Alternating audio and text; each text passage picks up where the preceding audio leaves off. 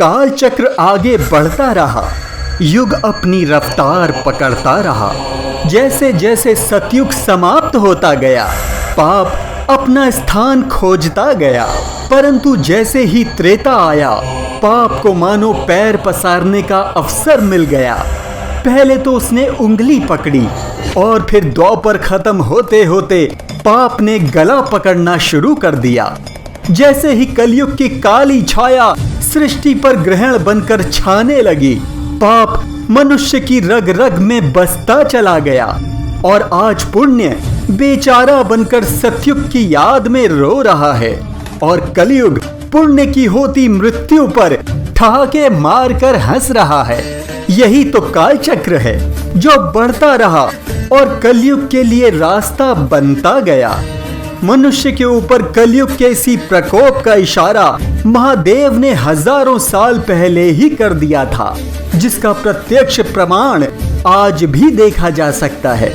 आपको जानकर आश्चर्य होगा कि यह वो प्रमाण है जिसका संबंध अज्ञातवास के दौरान भटक रहे महाबली भीम से है और महाभारत कालीन उसी प्रमाण को देखने के लिए हमें चलना होगा गोंडा जिला उत्तर प्रदेश के खरगुपुर कस्बे में, जहां स्थित है पृथ्वीनाथ मंदिर। और इसी मंदिर में स्थित है वो विशाल शिवलिंग जिसके माध्यम से महादेव ने कलयुग के प्रकोप को इशारों ही इशारों में मनुष्यों को जता दिया था।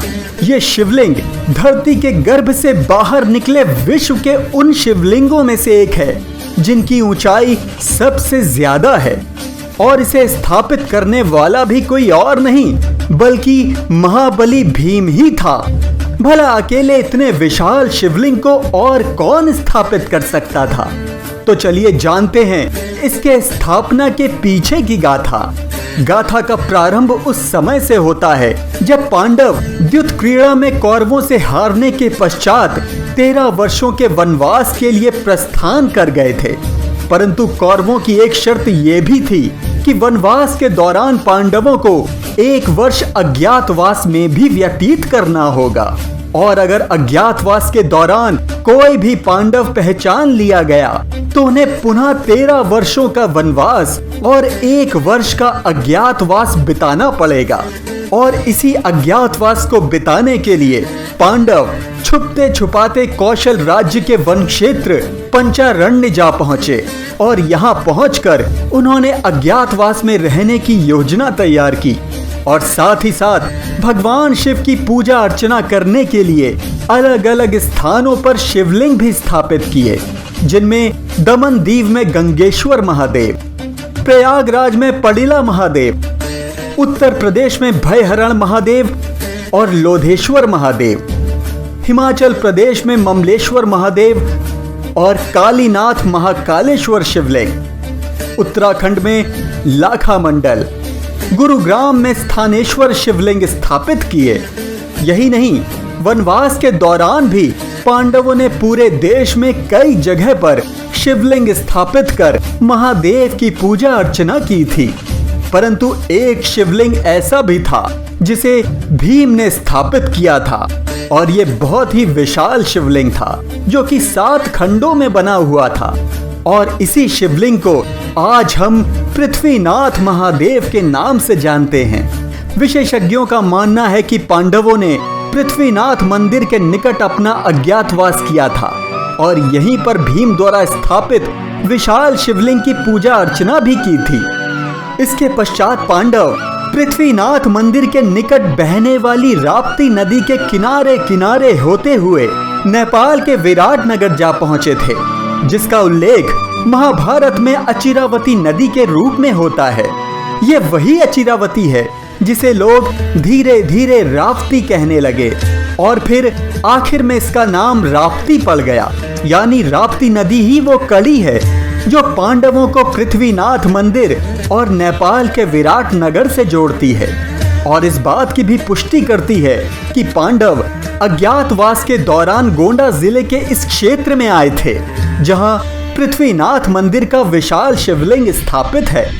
लेकिन वो द्वापर था, परंतु जैसे जैसे कलयुग आता गया शिवलिंग धरती में समाता चला गया और आखिरकार 7 खंडों वाला यह विशाल शिवलिंग पूरा का पूरा धरती में समा गया।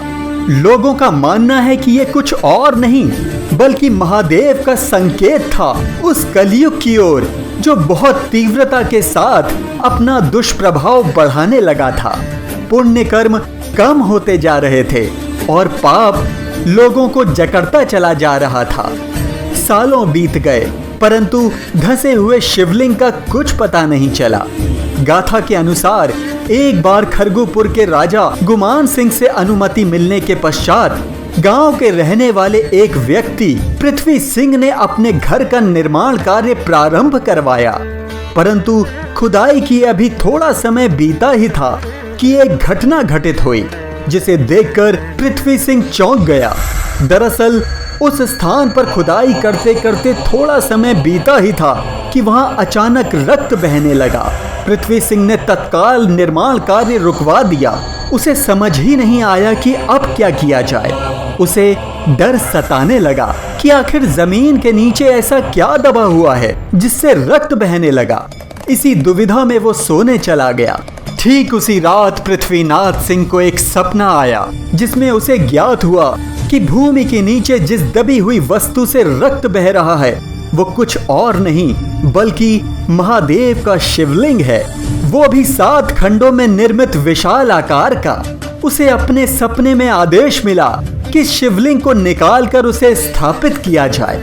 बस फिर क्या था, सुबह होते ही वो तत्काल राजा के पास पहुंचा और पूरी बात उन्हें बता दी। ये सुनते ही राजा ने खुदाई को पुनः प्रारंभ कराने का आदेश दे दिया, परंतु ये आदेश शिवलिंग के मात्र 1 खंड तक ही खुदाई करने का था। इसके पश्चात जैसे जैसे खुदाई बढ़ती रही पृथ्वीनाथ सिंह का सपना सच होता चला गया और आखिरकार विशाल शिवलिंग जमीन से बाहर प्रकट हुआ। इसके पश्चात इस शिवलिंग को पूरे विधि विधान के साथ मंदिर में स्थापित किया गया और पृथ्वीनाथ के नाम पर ही इस मंदिर का नाम पृथ्वीनाथ शिव मंदिर पड़ गया।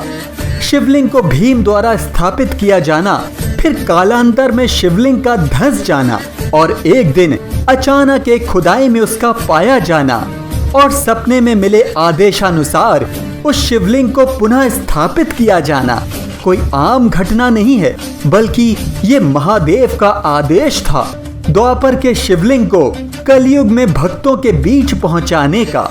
परंतु शिवलिंग का धंस जाना और इतने वर्षों बाद उसका धरती के गर्भ से बाहर निकलना, वो भी एकदम सुरक्षित, ये किसी चमत्कार से कम नहीं। लोगों का मानना है कि कलयुग के आते ही शिवलिंग का धंस जाना इस बात की ओर इशारा करता है कि महादेव अपने भक्तों को कलयुग के प्रकोप को दर्शाना चाहते थे और अब वही धरती से बाहर आकर अपने भक्तों की रक्षा कर रहे हैं। प्राचीन काल में निर्मित ये मंदिर इतनी ऊंचाई पर स्थित है कि चाहे जितनी भी वर्षा हो जाए परंतु मंदिर के द्वार तक पानी आज तक नहीं पहुंचा। वहीं कई बार महादेव क्षेत्र में गिरने वाली आकाशीय बिजली को अपने ऊपर झेल चुके हैं। एक बार तो सीधे उनके त्रिशूल पर बिजली गिरी और धरती में समा गई। वहीं दूसरी ओर मंदिर के एक क्षेत्र में बिजली गिरी, धुआं उठने लगा, परंतु ना तो भक्तों को कोई हानि पहुंची और ना ही मंदिर को कोई ज्यादा नुकसान हुआ। पृथ्वीनाथ मंदिर और यहाँ पर भीम द्वारा स्थापित शिवलिंग के महत्व का अंदाजा इसी बात से लगाया जा सकता है कि ये मंदिर पुरातत्व विभाग के अंतर्गत आता है, जिसका कार्य हमारे इतिहास, गौरवशाली संस्कृति को जीवित रखना है, उसे संजो कर रखना है।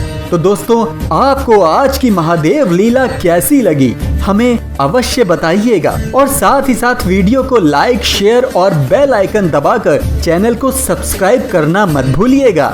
हर हर महादेव।